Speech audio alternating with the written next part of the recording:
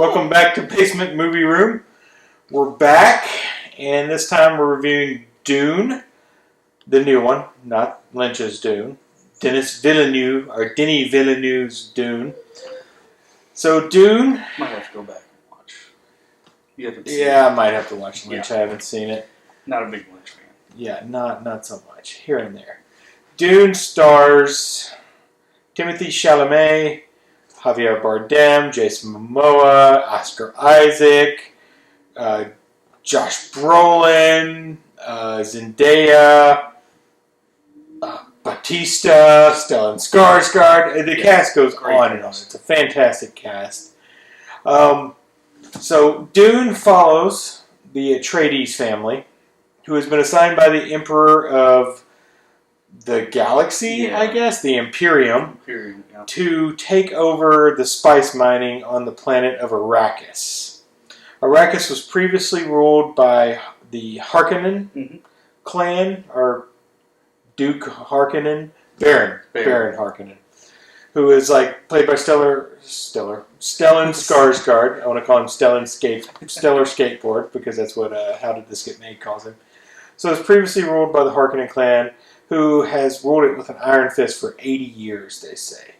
So the Emperor tells the Harkonnens to leave Arrakis and hands over the planet to the Atreides. Now, the Atreides have no bones about it. They know the Emperor's doing this because of the power the Atreides clan has built up over the years, and the Emperor's threatened by the Atreides clan. So Oscar Isaac, who plays the father of the clan, the Duke Atreides, whose son is Timothée Chalamet, Paul Atreides, knows that he's being put in a situation where war is likely to happen. So, as opposed to the Harkonnen rule, Atreides goes in to try to be friendly to the natives of Arrakis while spice mining, the Freemen, who are a race of nomadic, seems like, people on the planet. They don't think there's that many on there, but Jason Momoa, who's also in this, I don't know if I said him earlier, Duncan, Idaho, is sent on a fact-finding mission before the Atreides go, and he finds that there's probably 1 million or so of these people, and they're kind of like Bedouins, like desert people, Bedouins. So Atreides goes in there wanting to befriend the Freemen, make the world a better place, essentially, mine the spice, but also do it while not destroying the world and not killing off the people who are native to the planet. Meanwhile, Paul Atreides is having these visions of the planet. He's having these dreams, and Zendaya is in the middle of these dreams. She's a Freeman, and he doesn't understand why, but his mother is part of a clan of Jesuits. Seem like they're witches, they get called at one point. David Dastmalchian, who is in this movie as one of the Harkonnen, calls them witches outright. Charlotte Rampling plays the lead witch, and she tests Timothée Chalamet and realizes that he has powers and that he might be the one. So this is kind of one of those stories, the one, Star Wars, the Bible, there's the one.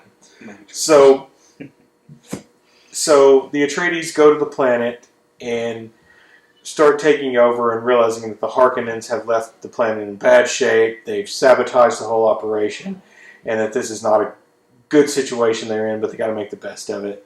And of course, everything kind of goes from there. I won't go into much more detail because I don't want to spoil it. If you read the book, you're going to know what happens. If you've seen the 84 movie, you might know what happens. I don't know. It doesn't probably go into that much detail about it.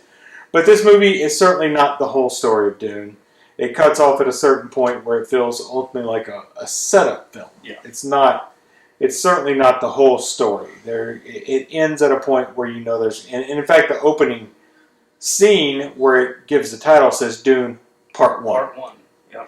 And then I'm looking at the screen, it says It Begins above Dune on there. That's the last line. So, yeah. Only the beginning.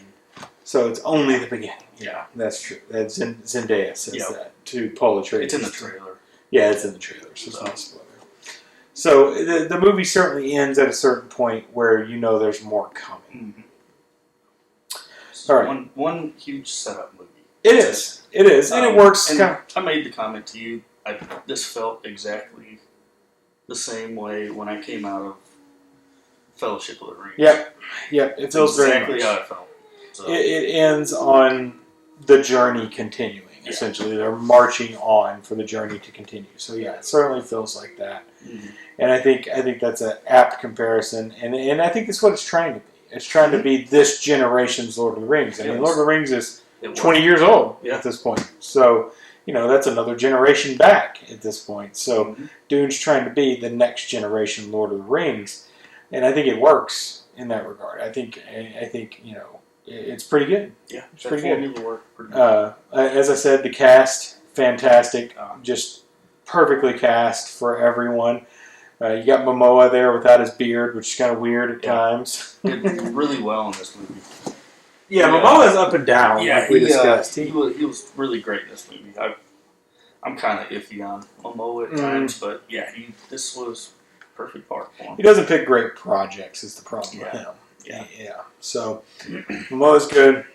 Javier Bardem's really good, but doesn't have much screen time, to be honest. Well, honestly, a lot of the big actors in this movie don't have a lot of screen time. No, it's very spread out, except for Timothee Chalamet. Yeah. He gets, obviously, the main screen time, but he's Paul Atreides. He's the protagonist of the story, so he would. Him and his mother. His mother gets nearly as much screen time as he does, and I can't remember her name. She's in Mission Impossible 6. Yeah, the one with Henry Cavill, right? Or I think in Fallout. is it Fallout? Yeah. Is she in that one too? Yeah. Yeah, I can't remember. She's in that, but she's fantastic. She's terrific in it. Everybody's good. Yeah. It doesn't go wrong in any position. You brought up the large scale. Yeah, wow. The shots are huge amazing. scale. Yeah. And the CG is just impeccable. It's absolutely amazing. You never feel like anything doesn't look right. The scale is huge. Like, you see guys standing up against these massive tanks and things like that, and these ships, and they're just massive, and the planet looks massive, and everything. Like, the dunes are huge on the planet. The structures, even the worm. Yeah, the worm looked amazing. Yeah, I mean, everything looks great. Yeah. They really put in the time to make this movie look the way it should look, and to blow the '84 version out of the water with that. But obviously, it's 1984, Yeah. so that was pretty bad. yeah. CG, So yeah, the story certainly is only part of the story. So, and it does honestly slow down at points. It gets some very slow points. I work today. I'm pretty tired, so I was kind of like nodding off here and there during slow points. But overall, there's some good action in it.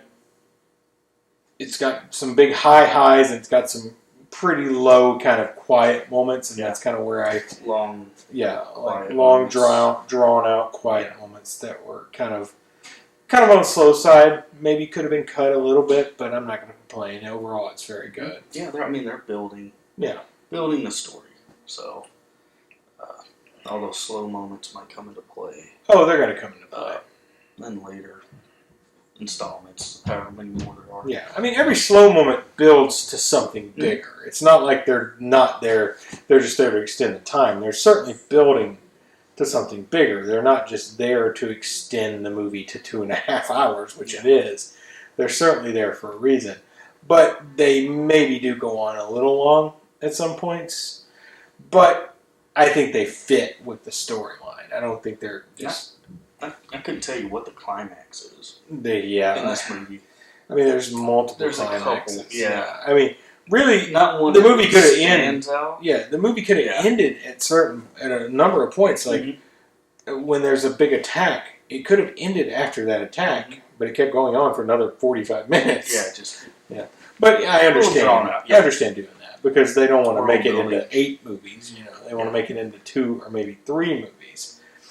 But yeah, I mean, everybody across the board very good in it. Yeah. The script, I mean, from what I can tell, pretty dead on to the plot of the book. I mean, it's going to take some liberties because it's a book versus a screen. But you were listening to the audiobook today, and you were saying, oh, that part's in the audiobook. And that guy sounds exactly like the guy who read the audiobook. Yeah, there's parts during the movie that Timothee Chalamet's taken like a course on the planet or whatever, and the guy narrating it is the same guy that does the audiobook. Yeah, I guarantee it probably was. Yeah, I'm pretty sure they took that from the audiobook and put it in. Yeah. So the set it's design pretty fresh in my mind. So yeah, and the set design is ridiculously good. Like everything looks. It's kind of interesting because beautiful. It's in the year 10,191 or something like that, but the weapons are all blades pretty much, and then the set design is Greek Roman type set. It's like we went backwards. Yeah. In time. I mean, obviously you have things like a laser and stuff that shows up in there, and then there's interstellar travel. Very limited use of any weapon other than a knife and a sword, though. Yeah, knife and sword. They were fighting like man to man. Like it's like at some point in this future, guns went away and they were back to man on man combat with knives. And in fact, you have a trial by combat in this movie essentially at one point.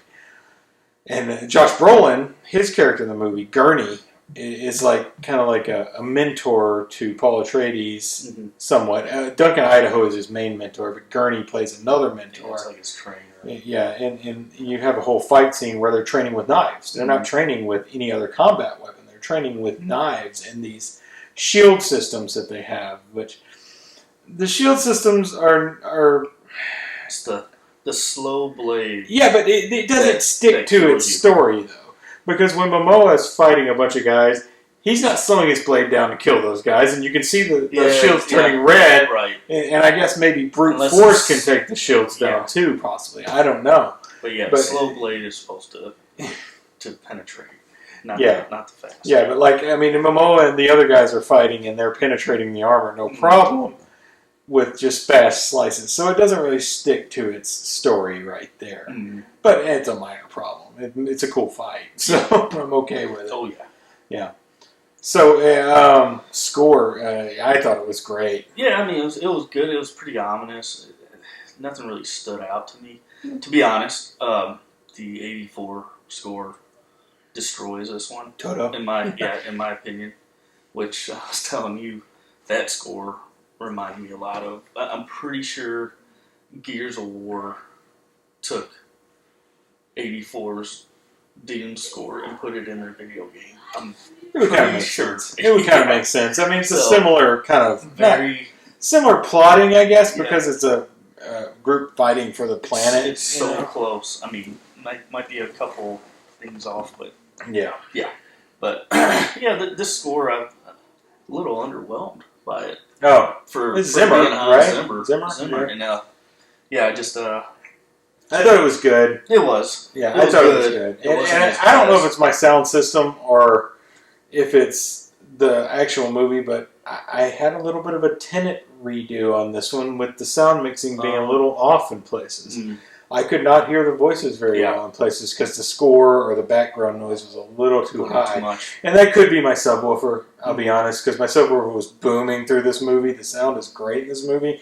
But I went back to kind of like how Tenet, where the voices are a little low. And I'm not the first person to make this observation. I heard this observation earlier, too, and I agreed with it.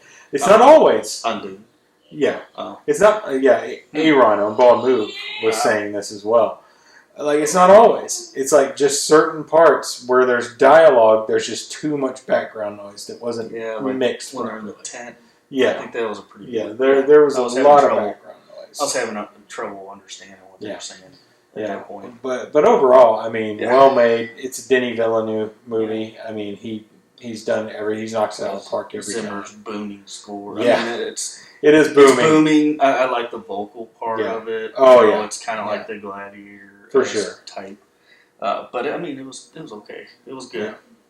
Wasn't my favorite, but no, I enjoyed the movie overall. I really enjoyed it. I'll be up for a sequel, of course. Yeah, there's a lot more to come for sure. There should be because it needs more, and I think it's going to make enough money to justify more. I think HBO at least or Warner Brothers will make sure it makes it, even though if it doesn't make its money back, I think it would get the sequel to see how it goes. Yeah, I'm down for this universe. Though. Oh yeah, it's a great universe. It's got a lot of lore. It's very interesting. I think it's a great universe. Frank Herbert certainly had a good eye for these things. He wrote a very interesting universe, and I think it's being adapted much better here than it was in '84. Yeah, 100%. I told you, 30 minutes into this movie, I was like, this is already better than Lynch's '84. Just with the pacing and, you know, one of our 5 viewers is going to find that blasphemous. Oh man, yeah. It's fine. It's fine. It's whatever. Yeah. Go back and watch it. You'll understand. Yeah, I might, but I don't know. I liked that movie as a kid, but now as an adult, I'm like, oh. Yeah, Lynch is. Ooh, no wonder they. Wow. And that's early. That's early Lynch, though. I mean, it's interesting. That's after he did Elephant Man, so. Yeah. And Eraserhead, though. So. Mm-hmm. All right. Yeah. So it's an enjoyable movie. That's a review for another day. Another day for sure. Yeah. Yeah. So. All right. Let's rate this thing. I'll let you go first. Oh yeah. You know, I think. For the setup, this movie is more set up, and it was beautiful. I really enjoyed it, but it drug a lot. It does. So I'm gonna go 4. Yeah, that's where I'm at. Yeah, 4 is where I'm at. Like for a while, like in the first hour and a half or so, I was probably a little bit higher than that, but then it kind of slowed down a lot. After the big battle, it slows down a lot after the big battle, and that's kind of where I started kind of like, come on. Just get to the point. But yeah, it's a 4. It's good. It's worth watching. The cast is worth seeing just to see how good they are in this. And I think it's well worth watching. Yeah. Anything else? No. I think we covered as much as we can. All right. Well, that's it for us. We'll see you next time on Basement Movie Room. Cheers. This is only part 1 of the review, by the way. That's right. Wait 3 years.